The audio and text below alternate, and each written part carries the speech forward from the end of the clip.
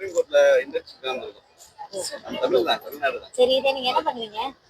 என்ன சட்டத்தை பத்தி என்ன தெரிஞ்சிருக்கு பொதுமக்களுக்குன்னு தெரிஞ்சுக்கலாம். நார்மலா என்ன தெரிஞ்சிருக்கு பொதுமக்கள் என்ன அதை பத்தி உங்களுக்கு என்ன தெரியும்? அதோட பாதுகாப்பு உங்களுக்கு என்ன கொடுக்குது? பேர் செந்தில்குமரன், நாமக்கல்.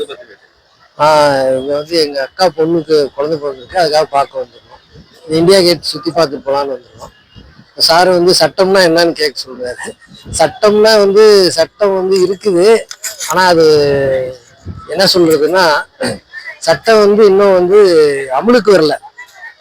சட்டம் வந்து புக் அளவுலையோ அல்லது பேரளவுலையோ தான் இருக்குது. ஒரு சில இடத்துல இப்போ இது பண்றாங்க, ஃபாலோ பண்றாங்க, ஆனா எல்லா இடத்துலயும் இன்னும் ஃபாலோ பண்ணல. சட்டத்தை வந்து இன்னும் வந்து பொதுமக்களுக்கு சரியா தெரிய மாட்டேங்குது. அடிப்படை உரிமையே தெரியல. பேச்சுரிமை, எழுத்துரிமை எல்லாம் இருக்குதுன்னு சொல்றாங்க, ஆனா அது வந்து அவங்களுக்கு தவறான. பேச்சுரிமைனா என்ன? பேச்சு சுதந்திரம் தான். இப்ப நீங்க கேக்குறீங்கல்ல, அடிப்படை உரிமைங்கிறது என்ன? நமக்கு தேவையானதை நமக்கு ஈஸியா கிடைக்கிற அளவுக்கு கவர்மெண்ட், அரசாங்கம் அது நமக்கு வழிவகை செய்யணும். ஆனா அதை செய்யறது இல்லை. அவங்கவுங்க என்ன சம்பாதிக்கிறாமோ அதுதான் பாக்குறாங்க. இது வந்து எல்லாத்துக்கும் கொண்டு வரணும். நம்ம இந்தியாவுல எதுக்கு உயர்ந்த அதிகாரம் இருக்கு? எதுக்கு அதிகாரம்னா அரசியலுக்கு தான் அதிகாரம் இருக்கு. என்ன அரசியல்? அரசியல்வாதிகள் தான் ரொம்ப சம்பாதிக்கிறாங்க, எல்லாம் பண்றாங்க. அரசியல் வந்து மக்கள் கடையில் தான் இருக்குது, ஆனா அதை எடுத்து யாருக்கு கீழே இருக்காங்க? எந்த ஒரு அமைப்புக்கு பவர் அதிகம் நினைக்கிறீங்க? மக்களா தேர்ந்தெடுக்கப்பட்டவங்க தான் அரசியல்வாதி. ஆனா அது வந்து ஒரு அது என்ன சொல்லியிருக்காங்கன்னா சட்டம் இருக்குது, அதான் சொல்றேன்ல. சட்டம் வந்து எல்லாத்துக்கும் எதுக்கு பவர் அதிகம் அப்படின்னா கான்ஸ்டிடியூஷன், அரசியலமைப்பு சட்டத்துக்கு தான் பவர் அதிகம். இப்ப உங்களுக்கு தெரிஞ்ச வரைக்கும் சந்தோஷம், எவ்வளவு தெரிஞ்சிருக்கு சந்தோஷம். அம்மா கிட்ட போங்க, அம்மா கிட்ட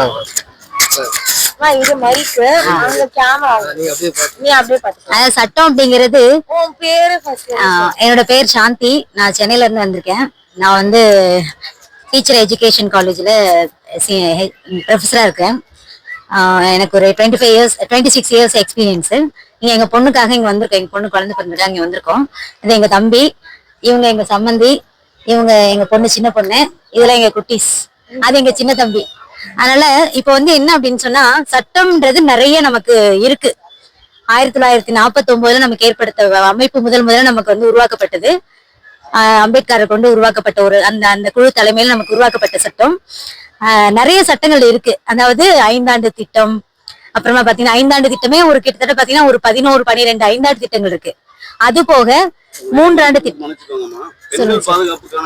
சொல்றேன் சார். பெண்கள் பாதுகாப்புக்காக முக்கியமா வந்து இப்போ போக்சோ அப்படின்னு ஒரு சட்டம் இருக்கு சார். இந்த போக்சோ சட்டம் வந்தனால இப்ப நாங்க வந்து அது வந்து பாத்தீங்கன்னா இந்த பாலியலால வன்கொடுமையால பாதிக்கப்படக்கூடிய அனைத்து குழந்தைகளுக்குமே பொருந்தும், பெண்களுக்கும் அது பொருந்தும். ஆனாலும் அந்த சட்டம் என்ன, அவங்க பெண்களுக்கான சிறப்பு சட்டம் மகளிர் உரிமை சட்டம் அப்படின்னு ஒண்ணு இருக்கு. அந்த சட்டம் வந்து பெண்களுக்கான சிறப்பு சட்டம்னு நினைக்கிறேன். அந்த சட்டத்துல பாத்தீங்கன்னா எதுவுமே நான் தம்பி சொன்ன மாதிரி ஏட்ட அளவுல இருக்கு. அப்படின்னாலும் கூட இந்த மாநகராட்சி, நகராட்சி அங்க மட்டும்தான் இருக்கே தவிர மிக சில அந்த அரசியல்வாதிகளுக்கு மிக உகந்த சட்டங்களை மட்டும் இமீடியட்டா அவங்க வந்து செயல்படுத்திடுறாங்க. நடைமுறைக்கு உள்ள போய் ரீச் ஆயிடுது. இப்ப மத்தபடி இந்த உண்மையான இந்த சட்டங்கள் பாத்தீங்கன்னா பெண்களோ மகளிரோ குழந்தைகளோ பாதிக்கப்படாம இருக்கணும் அப்படின்னு சொன்னா அதுக்கான ஏற்படுத்தப்பட்ட சட்டம் வந்து முழுமையா இன்னும் போய் சென்று சேரல. எல்லா சட்டமுமே பாத்தீங்கன்னா அரசியல் அமைப்பு சட்டம், இந்தியன் கான்ஸ்டிடியூஷன் சொல்றோம் இல்லைங்களா, அதுக்கு கீழே தான் சார், இந்திய அரசியல் அமைப்பு சட்டத்தின் கீழே தான் சார் வருது. எல்லா சட்டமே அது கீழே தான் வருது.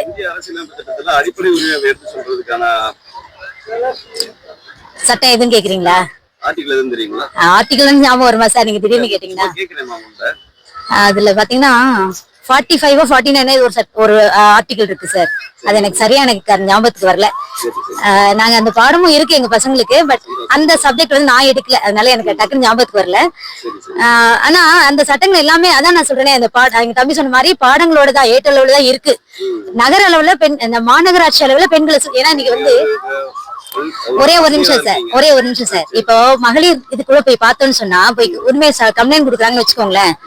அந்த மகளிர்ல இருக்கக்கூடிய அதிக ஆண் போலீஸ் என்ன சொல்றாங்க அப்படின்னு சொன்னா அதை அப்படி இப்படி சமாதானப்படுத்தி பெண்களுக்கான அந்த அதை சரிப்படுத்தி பெண்களை வந்து சமாதானப்படுத்தி அனுப்பிடுறாங்களே தவிர அந்த அந்த நபருக்கான இதை வந்து தண்டனை வந்து அங்க கொடுக்கல, அந்த சட்டத்தின்படி கொடுக்கப்படல. இது நிறைய இடத்துல நடக்குது. மாநகராட்சியிலேயே அது அப்படியேதான் இருக்கு. ஆமா ஆமா. உங்களுக்கு தெரிஞ்சிருக்குன்னு நினைக்கிறேன். பெண்களுக்கான பாதுகாப்பு சட்டத்துல போஸ் ஆக்ட் கேள்விப்பட்டிருக்கீங்களா? போஸ் ஆக்டா? போஸ் அது இல்ல, நான் கேள்விப்படல சார். போக்சோ அப்படின்ற சட்டம் தான் நான் கேள்விப்பட்டேன். அது இருக்கு, அது இருக்கு. ஆனா அதுலயுமே கூட பாருங்க சார், போலீஸ் ஸ்டேஷன் வரைக்கும் போக வேண்டியது இல்லையாமா? முதல்லயே அவங்களோட நாங்க இல்ல இல்ல எங்களுக்காக நான் சொல்லல, எங்களுக்காக நான் சொல்லல. எனக்கு என்ன தெரிஞ்சுக்கணும்ன்றதுக்காக இல்ல, என்ன சுத்தி நடக்கக்கூடிய ஒரு சூழல் ஒரு குடும்பத்துல இருந்து அவங்க வந்து எனக்கு சொன்னதுதான்.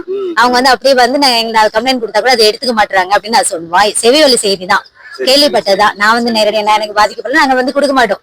நாங்க வந்து மேக்சிமம் நாங்களே பாத்துப்போம். ஏன்னா அந்தந்த இது எங்களுக்கு எல்லாருக்கும் தெரியப்படுத்துறதுக்கான முயற்சி என்ன நினைக்கிறீங்க? கண்டிப்பா வேணும் சார். அதுல வந்து என்ன பண்ணா ஒவ்வொருத்தரும் நம்ம விழிப்புணர்வை ஏற்படுத்தணும், அவேர்னஸ் ஏற்படுத்தணும். அது எப்படின்னா இங்க இருந்து மேல இருந்து இது பண்ண வந்து ஜட்ஜஸ் ஒரு பாடமே இருக்குது. அந்த பாடத்துல PhD பண்றாங்க. சைல்டு சைக்காலஜி அண்ட் ஜட்ஜ்மெண்ட் இது ஒரு சட்டம் போட்டு ஒரு கோர்ஸ் இருக்கு. அந்த கோர்ஸ் படிச்சுட்டு இருக்காங்க. மெட்ராஸ் யூனிவர்சிட்டியில அமல்படுத்திருக்காங்க. இது அமல்படுத்திருக்கும் போது அதெல்லாம் PhD கூட பண்றாங்க. பண்ணிட்டு நிறைய இடத்துல போய் பாதிக்கப்பட்ட குழந்தைகள் எல்லாம் கூட காப்பாத்திருக்காங்க. ஆனா அதெல்லாம் வந்து வெளியில வரமாட்டேங்குது. அந்த ஸ்டூடெண்ட்ஸே காப்பாத்துறாங்க, படிக்கிற ஸ்டூடெண்ட்ஸே காப்பாத்துறாங்க. ஆனா அது வெளியில வரல. முதியோர் கூட நிறைய பேர் பாதிக்கப்படுறாங்க சார். அப்ப நம்ம இதெல்லாம் எதுன்னு சொல்றது? சட்டம் இருந்தும் இன்னும் வந்து அது சரியா செயல்படுத்தப்படல. அது காரணம் வந்து எல்லாருமே இருக்கலாம் சார்.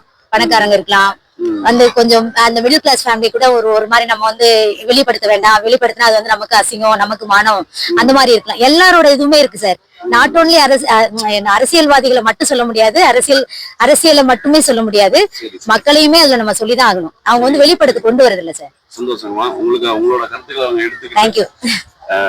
எல்லாருக்கும் சட்ட விழிப்புணர்வை கொடுக்கறதுக்கான முயற்சியை நாங்களும் செய்யணும்னு நினைக்கிறோம். சரிங்களா? ரொம்ப நன்றிங்க.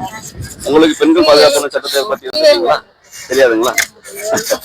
ஏன் தெரியாம இருக்கீங்க ஒரு பதில் சொல்லுங்களேன். தேவையில்லை. குழந்தையில இருந்து நீங்க பெண்ணா தானே இருக்கீங்க. பெண்களுக்கான பாதுகாப்பு எல்லாரும் பாதுகாப்பு நீங்க மட்டும் கொடுத்தா போதாது இல்ல? கண்டிப்பா கண்டிப்பா நம்ம எப்படி இருக்கணும் அப்படி இருக்கிறது நம்ம பெண்களுக்கு நம்ம சொல்லி தரணும். ஒரு பேரண்ட் சொல்லி தரணும். 6 மணிக்கு மேல வீட்டுக்கு. இப்ப நீங்க சொல்றீங்க பாத்தீங்களா, எனக்கு தேவைப்படலன்ட்டு. அது ஒரே ஒரு காரணத்தினால மட்டும்தான் விழிப்புணர்வு எல்லாருக்கும் ஏற்படல. சூழ்நிலை எனக்கு அந்த மாதிரி ஒரு சிச்சுவேஷன் அமையல. உங்களை கேட்ட உடனே அந்த ஆர்குமெண்ட்டுக்கு வர்றீங்கல்ல, நீங்க இன்னொருத்தவங்கள்ட்ட கேட்கும் போது அந்த பதில் சொல்லணும்ல கேட்கறேன்.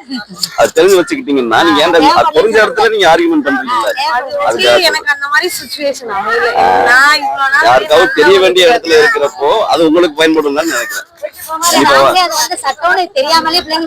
அது ஒண்ணுக்காக தான் சொல்றேன். யாருக்குமே தெரியல இல்லைன்னு நினைக்கிறேன். நீங்களும் ஒரு பேராசிரியரா இருக்கிறவங்க எங்களுக்கான உதவியை நீங்க பண்ணுவீங்கன்னு நினைக்கிறேன். ரொம்ப நன்றிங்கம்மா, ரொம்ப நன்றி. வாங்க வாங்க, ஒன்றும் பிரச்சனை இல்லை, ஒன்றும் பிரச்சனை.